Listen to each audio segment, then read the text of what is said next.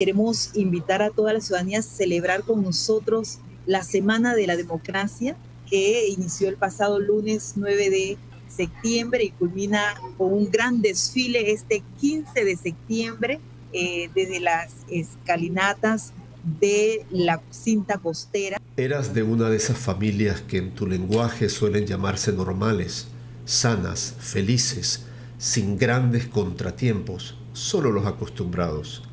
Lo medianamente esperado, en ocasiones también esperadas. Allí el tiempo era algo anecdótico, como los abuelos que llegaban de visita los domingos, a eso de las 4 de la tarde, y todos se reunían a sus pies como si de veras. Vámonos con una entrevista muy interesante, ya que se encuentra con nosotros la licenciada Belsi Castillo, de parte del Tribunal Electoral, que nos va a hablar de una actividad muy importante, ya que esta semana se conmemora la Semana de la Democracia. ¿Cómo está, licenciada Belsi? Bueno, ante todo, muchas gracias por esta oportunidad que tenemos aquí por las ondas hercianas de Radio Ancon.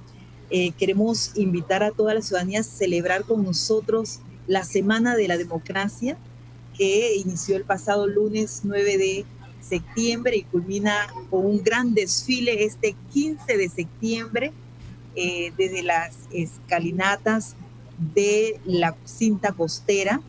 Y toda la semana hemos tenido una serie de actividades en la cual estamos haciendo esa conmemoración del Día de la Democracia, que se promulgó desde el año 2008 por Asamblea General de la ONU. Muy interesante. Específicamente, ¿qué consiste esta celebración? Si nos puede profundizar un poco en este tema. Sí, esta celebración consiste en celebrar el Día Internacional de la Democracia, y el Tribunal Electoral, en conjunto con otros organismos y el Ministerio de Educación, se ha organizado de tal forma de llevar a cabo durante toda esta semana una serie de actividades para fomentar y promover la democracia desde muy temprana edad. Hoy, esta mañana, tuvimos una mañana infantil con una recreación, con visitas a nuestro museo de la Casa de la Cultura Democrática, la cual contiene una cartelera de documentales como Historia de la Democracia y otras mini biografías de panameños ilustres que dieron aporte a nuestra democracia. En sí, con esto también elevamos el hecho de compartir, de participar, de promover con todos los actores sociales todo el tema de la democracia, que la democracia va mucho más allá, es un estilo, es una cultura de vida. Y bueno, que el Tribunal Electoral no solo es elecciones es un paso, pero luego tenemos que hacer incidencia ciudadana. Con todo esto, entonces el Tribunal Electoral se une en hacer esta promoción para continuar con el fortalecimiento de nuestra democracia. Y por este año tenemos este desfile que se ha aumentado mucho más, con participación de delegaciones de escuelas oficiales, de la Universidad Marítima y organizaciones que nos van a acompañar en este desfile, y que se viste de fiesta la Plaza de la Cultura Democrática este 15 de septiembre, en el cual también tendremos palabras por nuestras autoridades, como las del Ministerio de Educación. Durante todo este día, para finalizar, entonces nos acompañarán las bandas independientes, que harán las tonadas y diferentes entonaciones musicales para llevar con mucha alegría esta Semana de la Democracia. Y como lo dije al inicio, se promulgó en el 2008 por la Asamblea General de la ONU, y que hacemos énfasis. Estamos encargados en sostener, en fortalecer la democracia para vivir en una cultura de vida. Wow, muy interesante lo que consiste esta celebración. Mencionó sobre el desfile, que el día 15, pero ¿qué otras actividades se estará desarrollando en esta semana? Durante esta semana iniciamos con el reconocimiento a Teina Bailón, la atleta olímpica. También se realizó el lanzamiento de los servicios de cedulación por medio de nuestra Tribunal Contigo, por la web Tribunal Contigo. Hoy tuvimos la participación de niños de diferentes escuelas, que es la mañana infantil. De igual forma se está atendiendo y visitando al Museo de la Cultura Democrática, llevando también lo que es el librotón. ¿Qué significa el librotón? Es que el ciudadano que nos visite se puede llevar un libro, conocer más de la democracia, tener la parte literaria sobre lo que es la democracia, de muchos autores. También hemos realizado sesiones cinematográficas. Igual hoy en la tarde tenemos el foro de debate, el cual por parte de la Asociación Panameña de Debate, que estarán llevando en este diálogo lo que son las reformas electorales, que prontamente ahora en enero se inician las sesiones de las reformas electorales, y como bien después de un proceso electoral se revisa y se mejora la ley electoral. Entonces, la ciudadanía, los partidos políticos, la academia, la iglesia, se reúne y revisa las reformas electorales. En estos momentos se está haciendo un foro sobre este tema. También tenemos para el jueves un debate sobre la democracia, el futuro de la democracia en Panamá, ¿sí?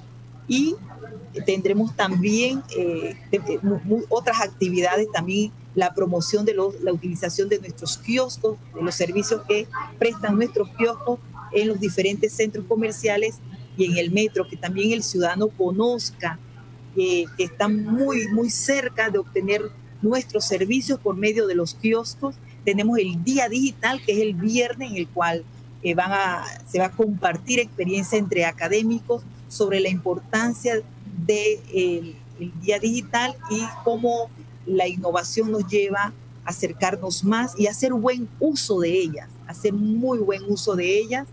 Y con esto entonces ya el domingo concluimos e invitamos a todos los ciudadanos, a las familias panameñas que nos acompañen a la Plaza de la Cultura Democrática a conocer y a compartir sobre esta fiesta que nos une en estos momentos, para que tengamos ese sentido y guardemos y hagamos en una sola vez, al unísono: somos guardianes de la democracia, porque la democracia es responsabilidad de todos. Tremendo ese lema al final. Una consulta, y creo que esto también puede estar pues en la mente de los que nos están oyendo, si estas actividades están abiertas para cualquier panameño que pueda acudir, ¿no?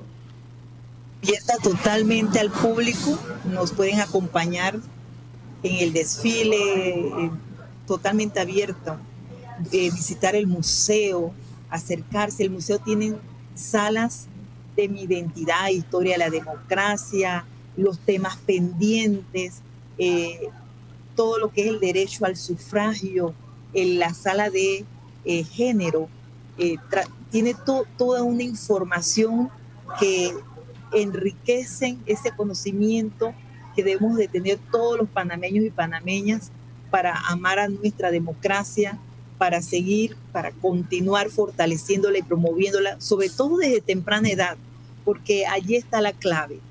Mientras más compartimos, hacemos del conocimiento, desarrollamos competencias ciudadanas a los niños y niñas desde temprana edad, tendremos un futuro de democracia mucho mejor para todos nosotros.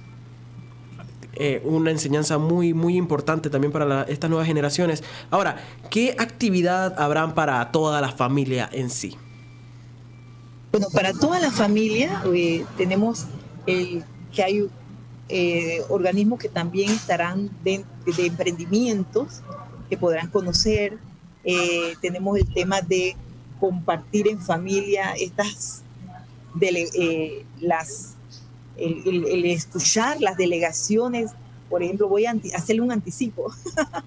La delegación de la Universidad Marítima, el Instituto Nacional, cuando ya estén aquí en la Plaza de la Cultura Democrática, recibirlos, el instituto, la Escuela La Profesional, el Instituto Fermín Nodó, el Instituto Rubiano. Allí entonces se entregarán los banderines a los diferentes representantes de las bandas musicales. Tenemos entonces, para cerrar con broche de oro, el tema de las bandas independientes que también estarán compartiendo sus notas musicales en extraordinarias representaciones y presentaciones para que todo el público que nos acompañe podamos escuchar y vivir ese momento de alegría y compartir así con todos los que nos puedan, estemos ese día. Por ejemplo, tenemos la megabanda, la banda Centenario, San Miguel Arcángel y Generación de Oro, y muchas cosas más con relación a que si estoy interesada en hacer una investigación sobre el tema electoral o conocer mucho más, tenemos a disposición la biblioteca, en la cual usted puede lograr obtener una referencia bibliográfica o inclusive un libro en el cual pueda obtener la información, entre otras muchas cosas, muchas otras sorpresas más. Muy cargado de actividades para esta Semana de la Democracia de parte del tribunal. Pero, ¿qué se busca con actividades como esta? Actividades como esta se busca fortalecer en comunidad a todos los panameños, panameñas, a valorar la democracia que Panamá tiene y sensibilizarnos en fortalecerla, en desarrollarla. Unidos como panameños y panameñas, buscar el tema de practicar los valores democráticos, el de internalizar el hecho de ser panameño con honestidad, transparencia, participación, el de empoderar a los jóvenes a que también hagan incidencia, que su voz sea escuchada, en sí el de empoderar a toda la ciudadanía, que luego de un proceso electoral tiene todo el poder para hacer los cuestionamientos, buscar las hojas de gobierno, las propuestas por los candidatos por los cuales votó y hacer ese cotejo sobre cómo está logrando a mediano o corto plazo lo que propuso en campaña electoral.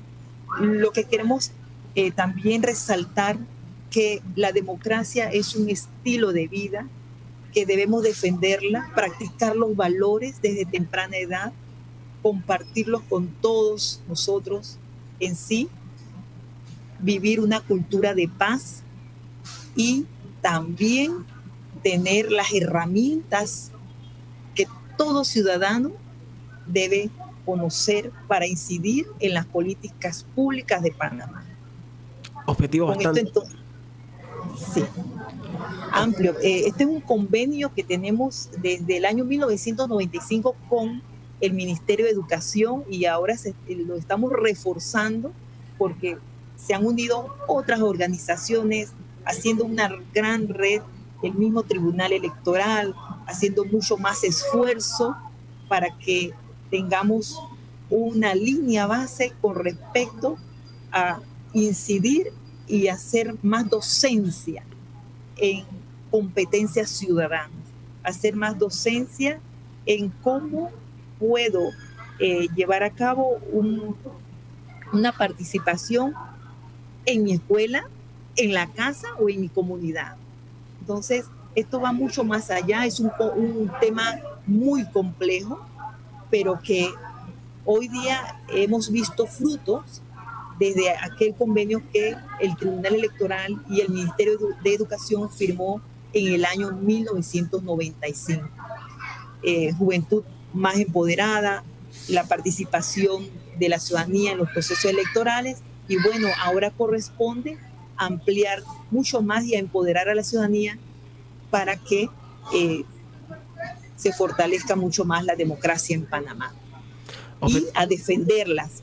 Así como dice el lema, somos guardianes de la democracia. Objetivos bastante claros para lo que va a ser esta semana llena de educación de parte de la democracia. Así que les dejo el micrófono abierto para que vuelva a hacerle la invitación a los radio oyentes que nos están escuchando ahorita mismo sobre estas actividades que está organizando el Tribunal Electoral. Muchas gracias, Magdiel. Mire, invitamos a toda la ciudadanía a que nos acompañe este 15 de septiembre al desfile del Día Internacional de la Democracia y que a una sola voz todos los panameños y panameñas podamos decir somos guardianes de la democracia. ¿Por qué? Porque queremos celebrar nuestra democracia contigo. Así que ya lo saben, esas actividades que está teniendo el Tribunal Electoral sobre la Semana de la Democracia, no se puede perder ninguna de esas actividades para toda la familia, para cualquier panameño que quiera asistir. Así que ahí está la invitación abierta, no hay excusas si es que usted no tiene nada que hacer durante la semana y quiere aprender algo nuevo sobre nuestro país y sobre la historia en sí, porque la democracia también ha sido parte de la historia de Panamá. Así que ya lo sabe, está la invitación abierta, hay actividades que puedan hacer con los niños, con los padres, con el tío, con la tía, con los primos. Está completamente invitado. Estuvo con nosotros la licenciada Belsi Castillo conversando con nosotros sobre esta semana muy importante. Muchísimas gracias, Belsi, por acompañarnos. Gracias por este espacio. Me encuentro acompañado de parte de la Academia de la Lengua Panameña, el profesor Erasto Espino. Vamos a conversar sobre un autor muy importante también en la literatura panameña y al mismo tiempo también miembro de la Academia. Sí, así es, sobre el poeta Manuel Orestes Nieto, que es uno de los grandes poetas panameños vivos, como se dice. Sí, a veces uno dice, ay, grandes poetas, y ya uno piensa que ya partió a otro plano, claro, pero aún se encuentra con nosotros. Cómo no, y hay que conocer la literatura que se está haciendo hoy en día. No todo es Ricardo Miró de Patria, que fue nuestro primer gran poeta, ni Rogelio Sinán, que ya tampoco está con nosotros, sino que en el hoy de Panamá se está haciendo muy buena literatura que merece ser difundida en cada ocasión. Eso es correcto, la literatura panameña tiene que seguir creciendo y bueno, que tengamos los exponentes con nosotros para que nos siga compartiendo ese talento. Ahora, ¿de dónde nace la carrera de Manuel Orestes Nieto? Bueno, Manuel cuenta que desde chiquito él tuvo una inclinación a expresarse a través de la palabra escrita. Hay de hecho un reportaje que lo puedes encontrar en YouTube que le hizo la ACP hace ya algunos años, cuando el canal de Panamá cumplía 100 años, e hicieron una serie de entrevistas a personas ilustres de Panamá que han tenido que ver con el canal de Panamá. Y como Orestes escribió mucho sobre el canal, sobre la relación problemática con Estados Unidos y Panamá, entre Panamá y Estados Unidos, le hicieron una entrevista muy especial a él. En esa entrevista de la que te estoy hablando, que la puedes pues encontrar en la red, él cuenta que él dice, lo normal es que un muchachito se comunique verbalmente con su familia. Y él lanza una frase que además la manera como lo dice muy jocosa, dice, yo en cambio dejaba papelitos por todos lados, ¿no? Escribiéndole a mi mamá, a mi papá, que quería algo, quería comunicarle algo. Así que desde chiquito tuvo como esa inclinación a la escritura. Ya en el Javier, él era un muchacho de condición muy humilde, pero fue becado en este reconocido colegio católico. Un padre jesuita se dio cuenta de esa inclinación y le iba pasando poemas, textos ya de cierto nivel de la literatura española. Así que fue algo que ya en la escuela lo fue manifestando, pero ya en la universidad, ¿no?, a la que también accede becado a la USMA de entonces, cuando quedaba todavía en Casco Viejo, Orestes, uno de los grandes profesores de historia de la USMA, Roberto de la Guardia, lo lleva a conocer a un gran escritor de teatro y de poesía de entonces, que se llamaba José de Jesús Martínez, conocido como Chuchú Martínez en el mundo literario y político de Panamá. Él escribió un poemario que se llama One Way. Dice Orestes que quedó impactado con ese poemario y escribió como una carta a este poeta. Y cuando escribe esta carta, que él pensaba que era un simple comentario, Su profesor Roberto de la Guardia se lo lleva a donde todavía queda hoy el Boulevard Balboa. Iba a decir la avenida Balboa, pero ya nadie sabe, todo el mundo dice cinta costera. Siempre de nombre. Exactamente. Entonces lo llevan ahí, conoce al poeta, le da esta carta, él la lee y el poeta Chuchu Martínez se queda impactado de la calidad de ese escrito y dice que mira directamente a Orestes Nieto y le dice: tú deberías dedicarte a la literatura porque esto que has escrito no es una carta, es un poema. Entonces diría que a la edad de sus 20, 21 años, 22 años, él ya empieza a asomarse directamente a la escritura poética. Me sorprende mucho lo que usted menciona, esa anécdota de que él deja los papelitos ahí por el rayo de la casa. Me imagino a la mamá queriendo hablar con él y encontrar un papelito en el lugar donde se encuentra. Así mismo. Habla mucho del talento que uno puede tener de pequeño, porque suele pasar que uno tiene ciertos talentos para hacer algo, pero al pensar que son cosas mínimas no le presta tanta atención, pero al menos él lo pudo pulir. Bueno, gracias a Dios sus padres se esforzaron y les consiguieron becas en muy buenas entidades educativas y tuvo los estímulos y sus profesores le pusieron el ojo y él encontró esta gente que lo orientó y bueno, a los 22 años, si no me falla la memoria, fue una cosa asombrosa, se gana el Premio Nacional de Literatura Ricardo Miró, ¿no? Que todo el mundo cuando abrió la plica, sabes que eso se manda anónimamente, ¿no? Y cuando abren la plica, el sobre, pues, con los datos reales del autor, y ven que Manuel Orestes Nieto, 22 años, este fenómeno, este genio temprano, ¿dónde salió, no? Entonces, pero ahí lo descubrieron gente muy importante, que eran los jurados del Miró en ese entonces, Gloria Guardia Alfaro, Guillermo Rosanet, poeta y médico panameño, y un poeta muy importante en Nicaragua, realmente uno de los grandes maestros de allá, que se llamó Pablo Antonio Cuadra. Entonces ahí lo lanzan al estrellato con el Ricardo Miró y ya él después va haciendo su camino en el mundo literario. Para los que no saben y no están viendo por la página web de radioencom.com o también por nuestra aplicación, bueno, inclusive después en YouTube que se va a subir este video, aquí con nosotros trajo un libro de él. Así que para compartirnos con nosotros algunos extractos de su literatura. Claro, no, yo quisiera leer la cantidad de poemas que el formato del programa me lo permita, pero bueno, esto es un libro muy usado que leo con todos mis estudiantes en la USMA, que se llama Altamar. Altamar es como la antología personal que él ha hecho de Orestes Nieto, de su poesía. Si no estoy mal, esto a los 50 años de poesía. Entonces, que resume toda su obra, digamos, o la gran, inmensa mayoría de su obra ya recogida y revisada por el autor.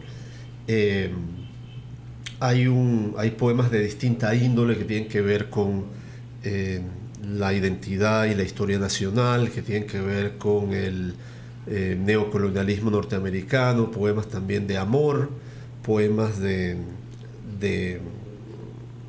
desamor, ¿no? Aquí, poemas en homenaje a su abuela, que fue una figura fundamental. Para muchos de nosotros los abuelos han sido figuras referentes importantes en nuestra vida.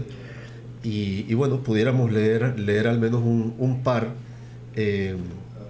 Bueno, como te decía, Manuel Orestes, hoy diríamos, yo no sé si él va a estar de acuerdo con esa definición, probablemente sí, por la sencillez que lo embiste, pero hoy diríamos que él era un pelado de barrio, ¿no? Él se crió en Santana, después Dios le dio la oportunidad de estudiar en lugares y relacionarse con gente que no era de su entorno, y bueno, además se ha educado, ha hecho un camino, y hoy en día pues Premio Miró en 5 ocasiones, académico de la lengua, etc.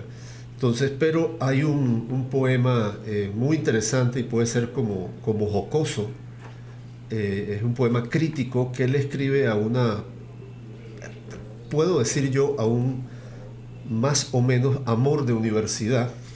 Entonces era la época en que empezaba la USMA, era todavía más considerada una universidad. Yo soy parte de ella, pero en parte el imaginario popular puede ser considerada una institución de élite. Sea como sea, es una institución privada. Y él se enamoró de una chica de la clase alta panameña. Me reservo el apellido porque aquí en Panamá todos nos conocemos. Pero el papá, que era uno de estas familias de largos e importantes apellidos, no vio con buenos ojos esa relación, que yo no sé si empezó a cuajar o no, porque él es muy prudente como en su mundo interior, pero lo cierto es que este papá de esta chica de la universidad no vio con buenos ojos la relación y no la apoyó para nada. Y entonces él de alguna manera hace una venganza poética y escribe un poema que se llama Sagrada Familia.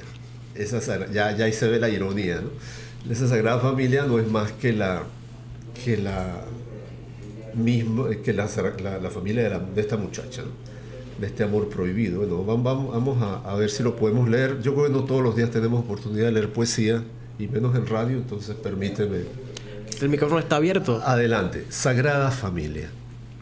Entonces ya saben, ¿no? Este amor entre personas de distintas clases sociales en Panamá, ella perteneciente a la clase alta capitalina, y el papá que bloquea esta relación, no la propicia, esto no va adelante, y él, en una especie de venganza poética, escribe Sagrada Familia. Dice: eras de una de esas familias que en tu lenguaje suelen llamarse normales, sanas, felices, sin grandes contratiempos, solo los acostumbrados.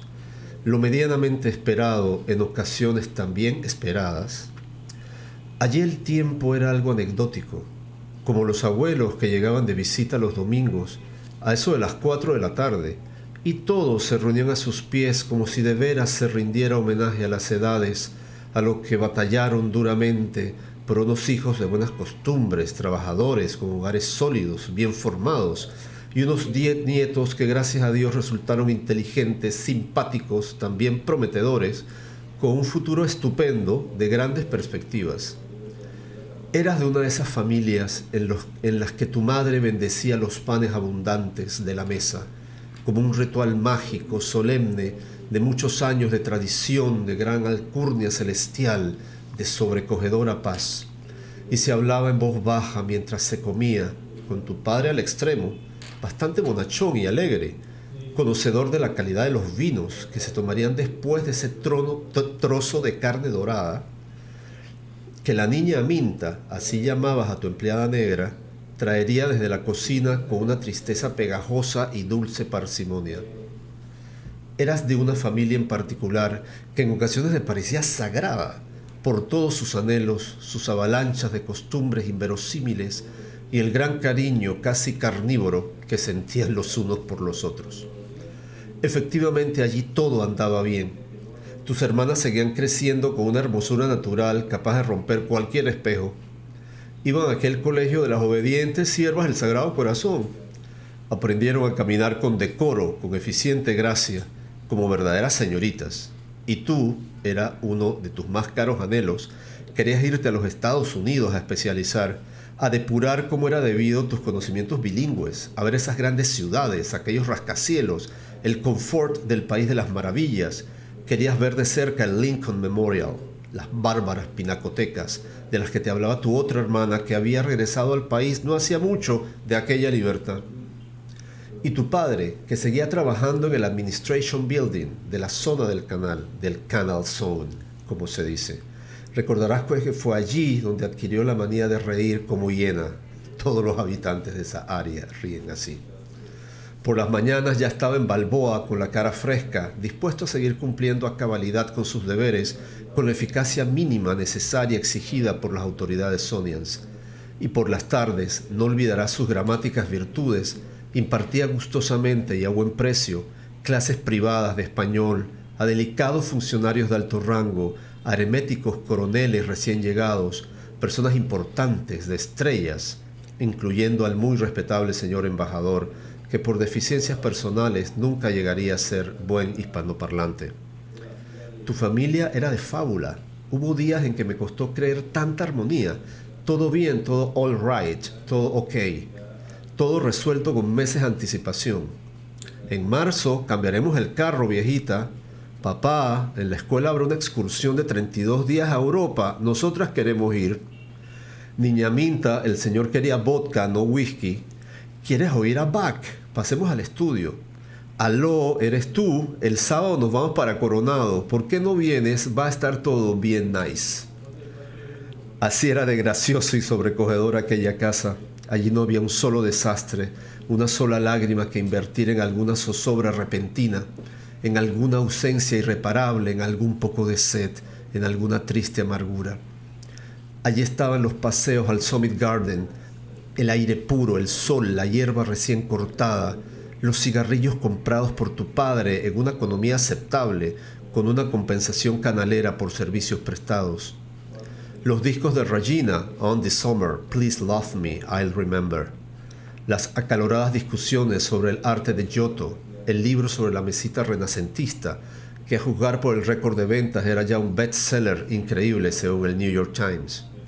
Aquella melancolía de tu madre por algún recuerdo huraño, traspapelado, perdido, quién sabe en qué parte de su historia, de la finísima hechura de su matrimonio, de sus ojos de reina solitaria. Y aquel desprecio dental por lo que solías nombrar como chabacanerías, vulgaridades, seguro te referías al vulgo, maleantadas de chorrilleros, de boaicitos, de pindines para cholitas, y aquella curiosidad con que te vi mirar extrañada tantas veces la calle de tu misma ciudad, asombrada de ese mundo común, de ese universo humilde al que muy pocas veces bajaste, y si lo hiciste formabas un tour de paseo con tus amigos para experimentar un poco el barrio, las gentes distintas, aquella vida de mercado público, sorprendente, pintoresca. Claro, tú nunca ibas a comprar tu propia comida. Eres uno de esas familias que en tu lenguaje suelen llamarse normales. Esas familias sanas, felices, ubicadas, cultas, de niños robustos, de esas donde Papá Noel nunca faltó a la cita, donde se celebraba cada cumpleaños, cada aniversario. Una de esas donde no faltaba la hora de la siesta, la incomparable hora de reposo, de tranquilidad, de perenne paz, de eterna y profunda dicha. ¿No? Sin palabras. Sin palabras. Sin ¿no? palabras. Wow, está más fuerte que la de Shakira con Piqué, ¿no? No, eso ya es otro nivel, es lo que acabamos de escuchar. Exactamente. Me sorprende mucho la capacidad que tiene de poder mezclar la elegancia con la que escribe, ajá, con la ironía con la que expresa. Exactamente. Como dar cachetadas de guantelete blanco. Exactamente, o sea, tal cual.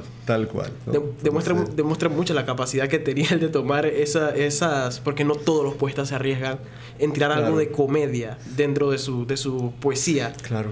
Y en la forma en que lo expresa es como que, ok, ¿cómo pinta ella una realidad? O cómo se ve esa realidad detrás de un cristal. Claro. Que a pesar de que es un poema largo, es como escuchar un chisme, como lo cuenta también. Tal cual, es una vivencia poetizada, con picardía, con elegancia, con una gran capacidad de observación, porque retrató la vida de una familia de clase acomodada y se ve que culta, pero que también atravesada por prejuicios sociales, por imagen, por apariencia. Inclusive, uno puede tomar lo que él está describiendo, cerrar los ojos e imaginar cómo eran esas familias en el tiempo donde él vivió esto. ¿Cómo no? Que no cambia mucho la realidad que vivimos hoy en día. Inclusive usar las frases en inglés, que se usa mucho hoy en día, como nice, alright, que es expresiones muy panameñas, que bueno, ahora usan nosotros acá. Demuestra mucho el talento que tiene.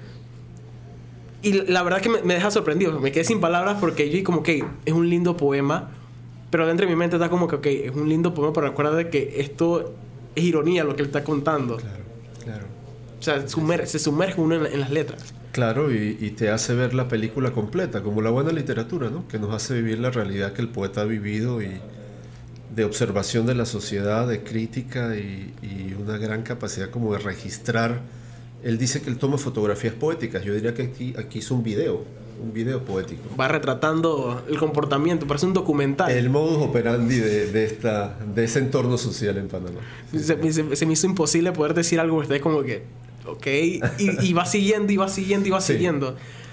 Que la verdad, la forma en que él escribe en muchos de sus poemas, él demuestra esa capacidad de poder manejar las letras, Sí. porque lastimosamente ha pasado que hay algunos poetas que al querer demostrar tanta elegancia se pierde Claro. con tantas palabras redundantes, palabras un poquito más difíciles. Sí, entiendo.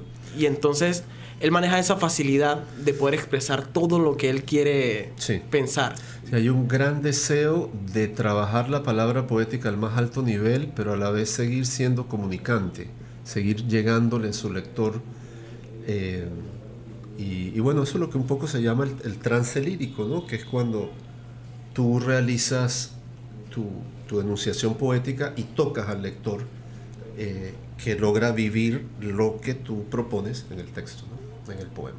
Podemos echarle otro vistazo a otro poema para Claro, los oyentes. vamos a mirar algo, uno diferente.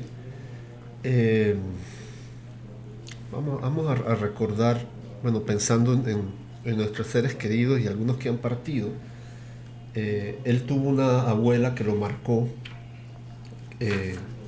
que ya forma parte como los que están más metidos pues, en el mundo literario panameño, ya la conocen. Y ella se llamaba Baldomera, y aquí hay un poema en que la recupera. 65, vamos a leerlo. Es muy hermoso, recupera la figura de esta mujer, estas matronas recias. Vamos a buscarlo, pues aquí está. Se llama Baldomera murió de pie. Dice así: hay una anciana inconmensurable, más allá de las ruinas, de los demolidos caserones, que cuida sus flores y a solas canta no una canción sino un himno a la era que cruelmente la abandona. Baldomera murió de pie como solo saben morir los árboles o esos seres imponentes que no caen, sino que hay que desplomarlos porque están agarrados a la vida, no con las uñas, sino con los microscópicos ligamentos de cada uno de sus órganos interiores. Murió de pie porque esa era la única manera con que pudo evitar mirar el cielo y asumir el aire sin tristeza, sin conformidad, sino con la más patética de las serenidades que haya podido ver en un ser humano jamás. Baldomera murió de pie, entera, proporcionada, dura, incomparable, y llevando consigo la hechicería, el miedo, el silencio, la bondad y la sabiduría, como duendes que danzaron con ella por muchísimos años y solo sus inverosímiles ojos pudieron ver. Murió de pie y hablando hasta la saciedad de su siglo, locamente atormentada por transmitir a sus nietos todo cuanto ocurrió a su alrededor, juntando hechos, nombres, anécdotas, mentiras, asesinatos, verdades, presidentes, héroes, aguas, villanos, canales franceses, fusilamientos, inmigraciones y hambres en coherentes historias desempolvadas por su lucidez, debajo de su blanquísima cabellera, como otras tantas ancianas, pero que chorreaba hasta el suelo, como el testimonio más digno de una época sin precedentes y arbitrariamente condenada a la distorsión y al tropel de millares de búfalos destruyéndolo todo. Baldomera resistió la embestida y la destrucción, y toda ella se murió de pie, una tarde de sol, sin una brizna de viento en las calles, a medida que cientos de jóvenes abandonaban el colegio y justo cuando el techo de zinc de nuestra casa quedaba a merced de centenares de pájaros migratorios que parecían convocarse en sitio de reunión para decidir su nuevo rumbo hacia el este. Hay, ciertamente, una anciana inconmensurable más allá de las ruinas, de los demolidos caserones, que cuida sus flores como si en ella le fuera la vida y como si supiera que el futuro solo puede ser ganado destruyendo la canción de la angustia y la derrota, para iniciar a tararear el himno a la era que implacablemente la abandona, pero que ha de vivirse y morirse de pie. Wow. Es su homenaje a su abuela. Tiene me sorprende la versatilidad que tiene de poder expresar todas las emociones que él quiere plasmar. Te das cuenta que son dos formas muy distintas de escritura, ¿no? Esta es quizás más delicada, pero más sentimental, más... ¿Cómo se siente por dentro? Tal cual. a diferencia de la Sagrada Familia, que es un tema más burlesco, cómo él expresa lo que él ve de una forma muy irónica.